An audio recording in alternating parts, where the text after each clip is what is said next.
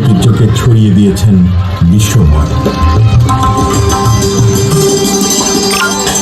বরণে বন্ধে ছন্দে গীতিতে হৃদয়ে দিয়েছ দোলা।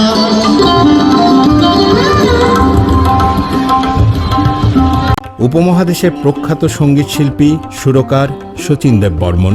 বিংশ শতাব্দীর কিংবদন্তিতুল্য এই জনপ্রিয় শিল্পী শচীন কর্তা এবং এস.ডি. বর্মন নামেই অধিক পরিচিত। ভারতীয় চলচ্চিত্রের সূচনালগ্নের এই খ্যাতিমান সঙ্গীতজ্ঞ একাধারে গীতিকার, সুরকার, সঙ্গীত পরিচালক এবং সঙ্গীত শিল্পী। ধ্রুপদী ও লোকসঙ্গীতের সমন্বয়ে সুরের জগতে এক ভিন্ন ধারা সৃষ্টি করেন শচীন।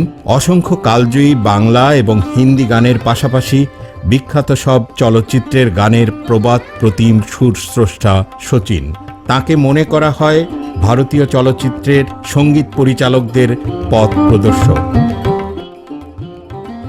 ভারতীয় সঙ্গীত জগতের এই নক্ষত্রের জন্ম হয়েছিল তৎকালীন ত্রিপুরা, বর্তমানে বাংলাদেশের কুমিল্লায়। জন্ম 1906 সালের 1 অক্টোবর কুমিল্লার চরথায় ত্রিপুরার চন্দ্রবংশীয় রাজ পরিবারে। তাঁর বাবা নবদ্বীপ চন্দ্র দেববর্মন ছিলেন ওই রাজ পরিবারের সন্তান এবং ত্রিপুরার প্রধানমন্ত্রী। অন্যদিকে শচীনের মা নিরুপমা দেবীও ছিলেন মণিপুরের রাজবংশের মেয়ে। তাঁদেরই 9 সন্তানের মধ্যে শচীন সর্বকনিষ্ঠ। রাজবংশে জন্ম নেয়া শচীন রাজকুমার হতে না পারলেও হয়েছেন সঙ্গীতের রাজকুমার। শচীনের কাকা বীরচন্দ্র মাণিক্য ত্রিপুরার রাজা হওয়ার আগে সিংহাসনের আরেক উত্তরাধিকারী ছিলেন শচীনের বাবা নবদ্বীপ চন্দ্র। পারিবারিক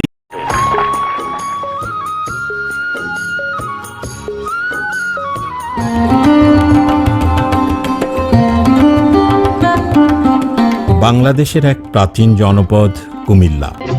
লিখে দিলে নাম তুমি এসে।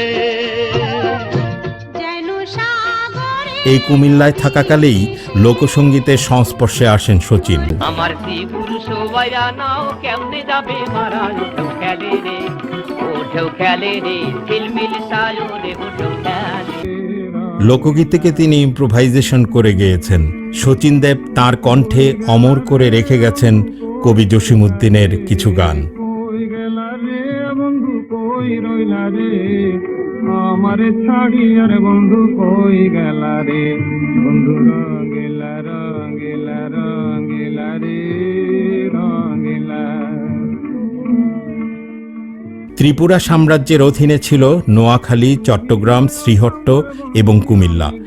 এর মধ্যে শিক্ষা সংস্কৃতিতে অগ্রসর ছিল কুমিল্লা। তাই ত্রিপুরার মহারাজারা কুমিল্লায় তৈরি করেছেন টাউন হল, নাট্যশালা, লাইব্রেরি এবং নানা সংস্কৃতির কেন্দ্র। 1917 সালে প্রতিষ্ঠা করেন দি ত্রিপুরা ক্লাব, যা বর্তমানে কুমিল্লা ক্লাব নামে পরিচিত। এই ক্লাবের টেনিস কোর্টে নিয়মিত খেলতে যেতেন শচীন কর্তা। তিনি কুমিল্লা ইয়ং ম্যানস ক্লাবের সক্রিয় সদস্য ছিলেন। পরে ইউনিয়ন ক্লাবেরও সদস্য হন।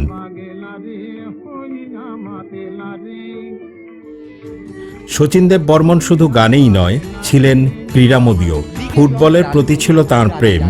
কলকাতার ইস্ট বেঙ্গল ফুটবল দলের ভক্ত ছিলেন তিনি।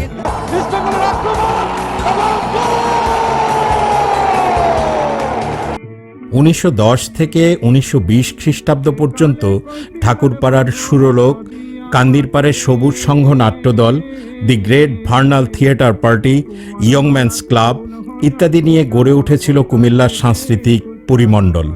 সে সময়ে শচীনের বন্ধুদের মধ্যে ছিলেন সুরসাগর হিমাংশু দত্ত, অজয় ভট্টাচার্য, কবি কাজী নজরুল ইসলাম, সঙ্গীতজ্ঞ মোহাম্মদ হোসেন খসরু প্রমুখ। চলচ্চিত্র পরিচালক, সাহিত্যিক, সুরকার, গীতিকার, কবি ও সঙ্গীতজ্ঞগণ একত্রিত হতেন ইয়ং ম্যানস ক্লাবে। আড্ডা থেকে ভেসে আসত নজরুল ও শচীনের গান। কুমিল্লায় থাকাকালীন কবি কাজী নজরুল ইসলামের সঙ্গে তাঁর পারিবারিকভাবেই সখ্যতা গড়ে উঠেছিল। শচীনের সাথে চরথার বাড়িতেই সঙ্গীতের আসর বসাতেন কবি নজরুল।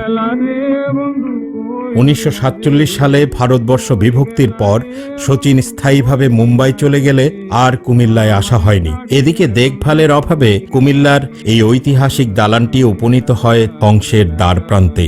ঝোপঝাড় হয়ে পরিত্যক্ত বাড়িটি পরিণত হয় মাদক সেবীদের অভয়ারণ্যে। অন্যদিকে বাড়ির বিশাল ফাঁকা জায়গায় পাকিস্তান সরকার 1957 সালে গড়ে তোলে সরকারি হাঁস মুরগির খামার। 1985 সালে তৎকালীন কুমিল্লা জেলা প্রশাসক সৈয়দ আমিনুর রহমান জাতীয় কবি কাজী নজরুল ইসলামের স্মৃতি সংরক্ষণের অংশ হিসেবে শচীনের বাড়ির দেয়ালে একটি ফলক লাগান। 2014 সালের 3রা ফেব্রুয়ারি বাড়িটি পরিদর্শন করেন তৎকালীন জেলা প্রশাসক তোফাজ্জল হোসেন মিয়া। বাড়িটি সংরক্ষণের জন্য সংস্কৃতি মন্ত্রণালয়কে চিঠি দেন তিনি। প্রত্নতাত্ত্বিক নিদর্শন হিসাবে ঘোষণার জন্য সরকারের কাছে ইতিমধ্যে আমরা যোগাযোগ করেছি, আমরা পত্র দিয়েছি। জেলা প্রশাসক হাসানুজ্জামান কল্লোলের সময়কালে দীর্ঘ প্রায় 75 বছরের পরিত্যক্ত দালান এবং বাড়ির ফাঁকা অংশটুকু জেলা প্রশাসনের দখলে নিয়ে আসা হয়। 2015 সালের 25 মে আনুষ্ঠানিকভাবে এর সংস্কার কাজ শুরু হয় এবং 16 জুন কুমিল্লা জেলা প্রশাসনের ব্যবস্থাপনায় সুদীর্ঘ 8 দশক পর প্রথমবারের মতো শচীন কর্তার বাড়ি মুখরিত হয় শচীনের গানে গানে।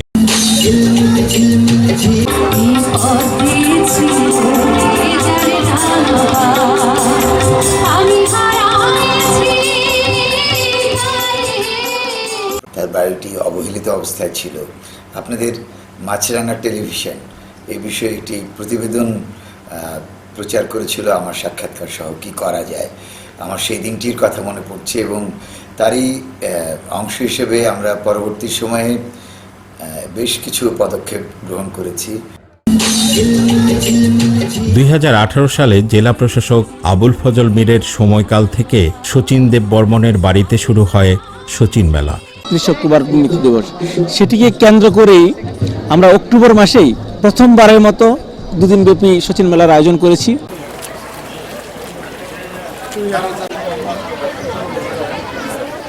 এরই ধারাবাহিকতায় এবারও 2 দিনের শচীন মেলা আয়োজনের উদ্যোগ নেন জেলা প্রশাসক আমিরুল কায়সার।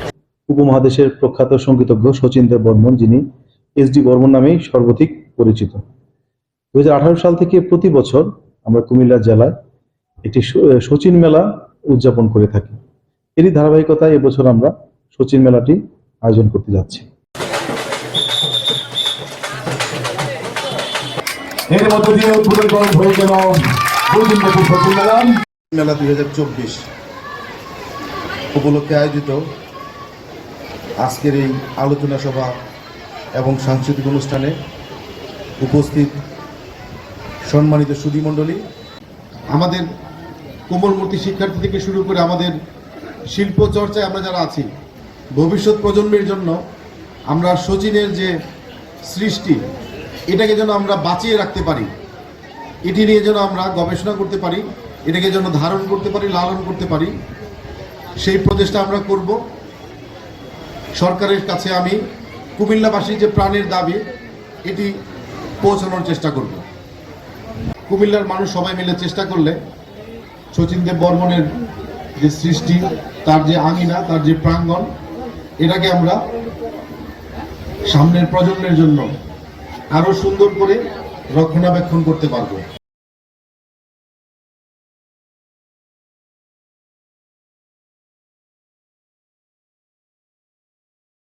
আমাদেরও ব্যথা দূর করে তোলে। 1971 সালে বাংলাদেশের মুক্তিযুদ্ধের সময় শচীন বাংলাদেশ সহায়ক সমিতির সঙ্গে যুক্ত হয়েছিলেন। স্ত্রী মীরাদেব বর্মনের লেখা এই গান গেয়েই মুক্তিযুদ্ধের সঙ্গে একাত্মতা প্রকাশ করলেন শচীন কর্তা। সব ভুলে যাই, সব ভুলে যাই, তাও বলি না বাংলা মায়ের কোল, কাকদম কাকদম বাজাই মুসাফির जाएगा कहाँ। आत्मा की कह सचिन देव बर्मन। শচীন কর্তা 1969 সালে পদ্মশ্রী পুরস্কার, জাতীয় চলচ্চিত্র পুরস্কার, 14 বার শ্রেষ্ঠ সুরকার, সঙ্গীত পরিচালক ও শিল্পীর পুরস্কার লাভ করেন এবং ভারতের সঙ্গীত নাটক একাডেমি ও এশিয়ান ফিল্ম সোসাইটি সম্মাননা সহ বহু সম্মাননায় ভূষিত হন।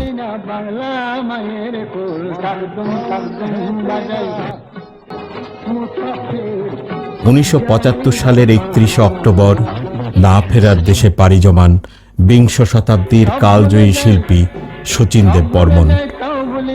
একবিংশ শতাব্দীতে এসেও শ্রোতাদের কাছে তাঁর কালোত্তীর্ণ গানের আবেদন এতটুকুও কমেনি। তাঁর সৃষ্টিকর্মের মাঝেই তিনি আমাদের মাঝে বেঁচে থাকবেন অনন্তকাল।